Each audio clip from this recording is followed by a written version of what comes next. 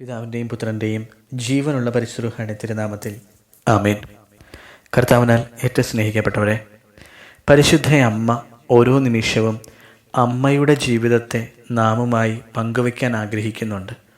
അമ്മയുടെ ജീവിതത്തിൻ്റെ ആകെ തുക എന്ന് പറയുന്നത് സ്നേഹമാണ്, ദൈവത്തോടുള്ള സ്നേഹം.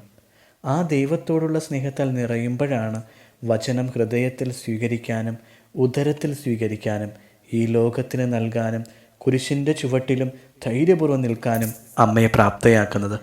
നമുക്കും പ്രാർത്ഥിക്കാം, സ്നേഹം തരണമേ എന്ന്. ഈശോയെ സ്നേഹിക്കാനുള്ള സ്നേഹം തരണമേ എന്ന് പ്രാർത്ഥിക്കാം. ഈ ഒരു സ്നേഹമില്ലാതെ നമ്മൾ എന്തൊക്കെ പ്രാർത്ഥിച്ചാലും എന്തൊക്കെ ചെയ്താലും ഒരു പ്രയോജനവുമില്ല. അപ്പോൾ ഈശോയെ, സ്നേഹമെന്ന പുണ്യം എന്നിൽ ജ്വലിപ്പിക്കണമേ എന്ന് ഹൃദയപൂർവ്വം നമുക്ക് പ്രാർത്ഥിക്കാം. തലവണങ്ങി ആശീർവാദം സ്വീകരിക്കാം. പിതാവായ ദൈവത്തിൻ്റെ സ്നേഹവും ഏകജാതൻ്റെ കൃപയും പരിശുദ്ധാത്മാവിൻ്റെ സംസർഗ ആവാസവും ഇന്നും എപ്പോഴും നിങ്ങളോടൊപ്പം ഉണ്ടായിരിക്കട്ടെ. ആമേൻ.